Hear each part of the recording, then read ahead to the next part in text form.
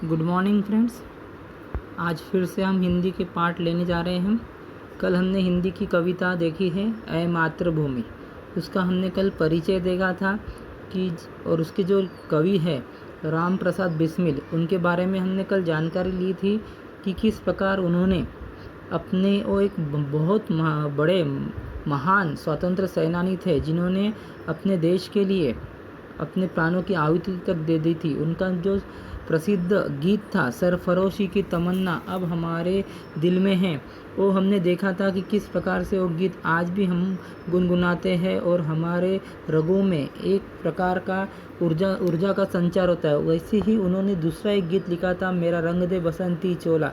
ये भी आप और हम जो 26 जनवरी या 15 अगस्त होती है तब ये गाना सुनते हैं और ये गाना सुनने के बाद हमारे दिलों में एक सही में एक ऐसा लगता है कि देश के लिए कुछ किया जाए। तो उनका परिचय काफ़ी ही लाजवाब था। उनके परिचय में हमने बहुत से ऐसी चीज़ देखे जो हर लोगों के व्यक्तिमत्व में नहीं होते। पद्य संबंधी जानकारी थी देखी थी कि उन्होंने उनकी ऐसी इच्छा थी कि वो अपना पूरा जीवन इस मातृभूमि पर न्यौछावर करना चाहते थे। ये उनकी लालसा थी, है कि नहीं।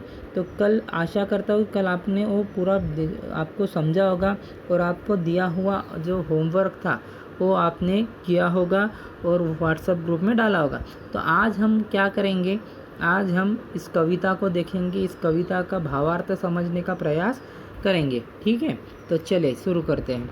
ऐ मातृभूमि, ऐ मातृभूमि तेरे चरणों में शीश नवाऊं, मैं भक्ति भेंट अपनी तेरे चरण में लाऊं। माथे पे तू हो चंदन, छाती पे तू हो माला, जिह्वा पे गीत तू हो मेरा, तेरा ही नाम गाऊं।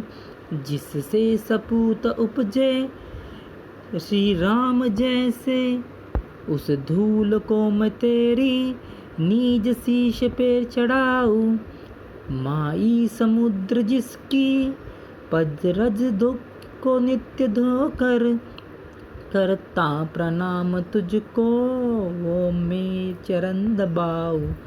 सेवा में तेरी माता मैं भेद भाव तज कर, वह पुण्य नाम तेरा प्रतिदिन सुनाऊं।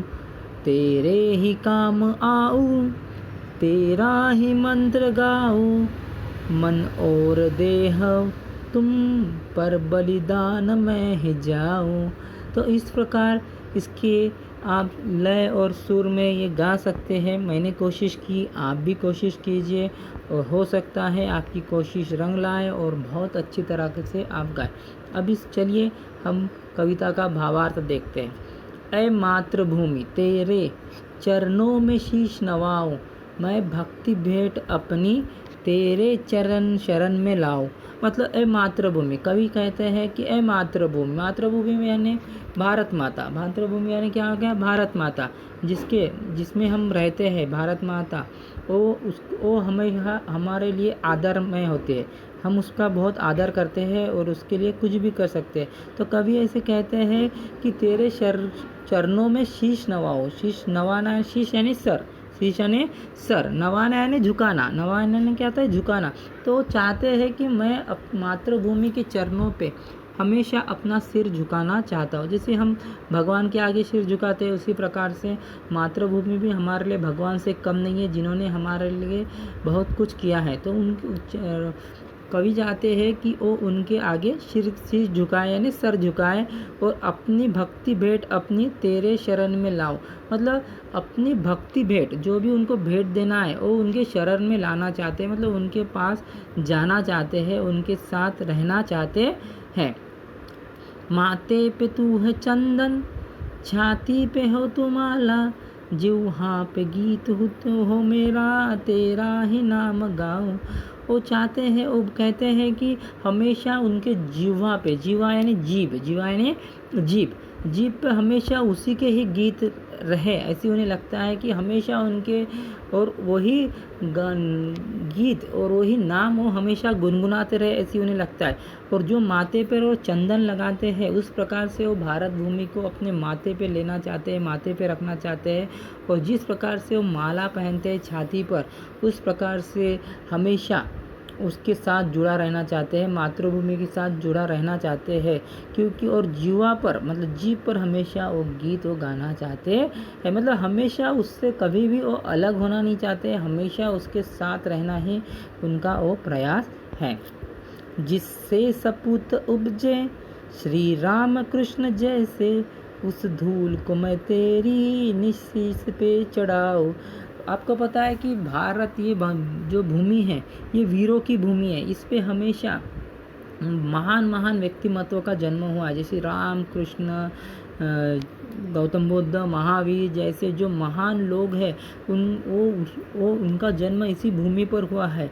तो ये भूमि सही में एक पवित्र भूमि मानी जाती है, जहाँ पर बड़े बड़े वीरों ने जन्म लिया है, बड़े बड़े उन्होंने उपदेश हमें दिए हैं, बड़े बड़े चीज़ उन्होंने किए हैं, जो जिसके कारण हम वीर बने हैं, जिनके कारण आज हम उनका आदर्श लेकर आगे बढ़ रहे हैं। ये सब कुछ हमें राम कृष्ण जैसे जो भी वीर इस संसार में उन्होंने दिया है। तो उस वजह से वो हमेशा निज यानी हमेशा वो ये धूल है, ये धूल यानी ये भूमि की जो मिट्टी है, धूल यानी जो मिट्टी है, वो हमेशा अपने सिर पर लगाना चाहते हैं, चढ़ाना यानी लगाना चाहते हैं, हमेशा उसको अपने सिर से रखना चाहते हैं। क्योंकि हमारी जो मिट्टी है वो पावन मिट्टी है, उस मिट्टी में बड़े बड़े महान लोग जन्मे हुए थे, उन्होंने अपना कार्य किया था, जो हमें आज भी हमारे सीनों में धधक रहा है। तो वो चाहते हैं, इस वजह से वो श्री राम कृष्ण का उदाहरण यहाँ पर दिया है उन्होंने। आगे बढ़ते हैं। माई समुद्र जिस पद रज को नीत धोकर, करता प्रणाम तुझको मैं वह चरण दबाऊं। वो कहते हैं कि समुद्र, माई यानी माँ, माई यानी माँ, समुद्र जिसकी पद यानी पैर या उनके चरण, वो हमेशा अपने आपने देखा है कि समुद्र की बड़े बड़े जो ये होती हैं, वेव्स होती हैं, वो आती हैं और वो क्या करती हैं, वो जो मिट्टी होती है, ज़मीन होती है, उसको धोकर चली जाती है, मतलब उसको प्रणाम करके जाती है।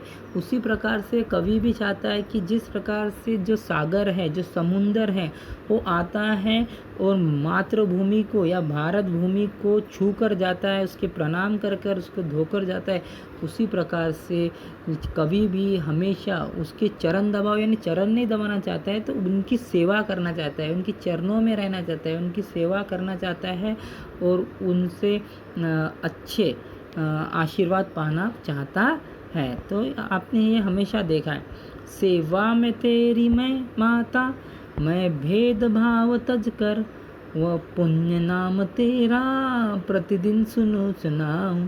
सेवा में तेरी माता, वो चाहते हैं कि मैं हमेशा आपकी सेवा में रहूं और मैं हर भेदभाव तज कर यानी त्याग कर। आपने देखा है कि हमारे भारत में जाति धर्म पर लेकर बहुत ज़्यादा भेदभाव होता है, बहुत ज़्यादा इसमें रंजिश होती है। और ये भेदभाव अगर हम हमेशा करते हैं तो हम कभी भी हमारी मातृभूमि की सही निष्ठापूर्ण सेवा नहीं कर पाते।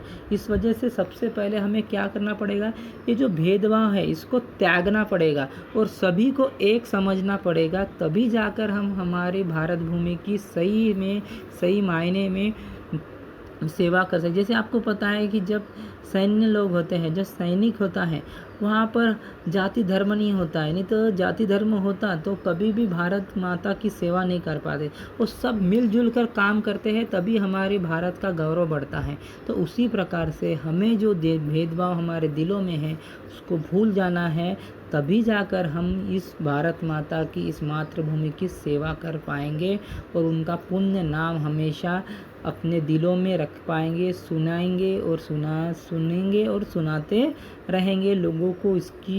इसका आदर, इसका गौरव हम बताते रहेंगे। इस वजह से हमें भेदभाव भूल जाना है।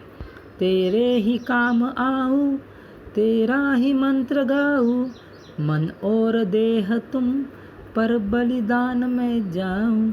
वो चाहते हैं कि वो कवि चाहते हैं कि मैं हमेशा इस मातृभूमि के काम आऊँ, कुछ न कुछ तरीके से मैं इस मातृभूमि के काम आऊँ और हमेशा इसको इसके ही मंत्र गाऊँ, मतलब इसके बारे में ही सोचता रहूँ, मातृभूमि के उन्नति के बारे में ही सोचता रहूँ और हमेशा वो अपना मन और तन और मन से और देह शरीर, देह यानी क्या होता है शरीर, शरीर हमेशा इस पर नेछावर बलिदान करना यानी क्या होता है नेछावर करना चाहते हैं। मतलब वो कभी भी ये देखेंगे नहीं कि मेरा शरीर काफ़ी कीमती है, वो हमेशा अपना दिल और शरीर अपने देश के लिए बलिदान करना चाहते थे। इस प्रकार की भावना हम सभी भारतवासियों के दिल में होनी चाहिए। जिस प्रकार से राम प्रसाद बिस्मिल जी ने अपनी एक भावना, एक निष्ठापूर्ण भावना इस कविता में अपने मातृभूमि के लिए रखी है, उसी प्रकार की भावना हमें अपने दिल में रखनी चाहिए।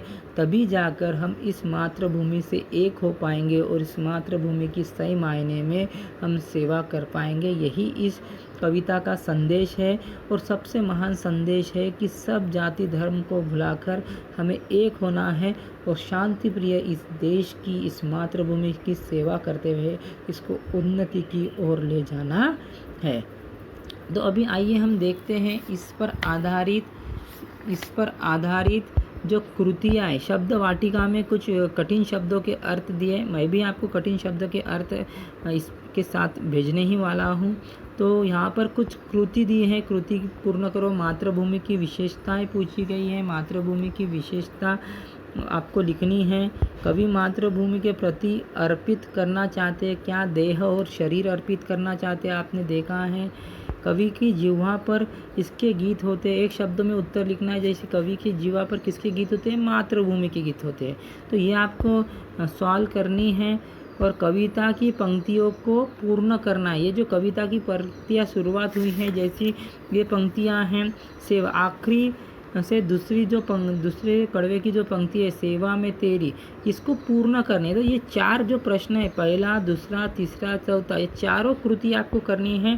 भाषा बिंदु हम अगले पार्ट में देखेंगे, लेकिन ये चार कृति आप पूर्ण करके व्हाट्सएप पे भेजिए, अपने रजिस्टर में इसको लिख लीजिए और व्हाट्सएप में ना भूलकर ये ज़रूर भेजिए। ठीक है, धन्यवाद।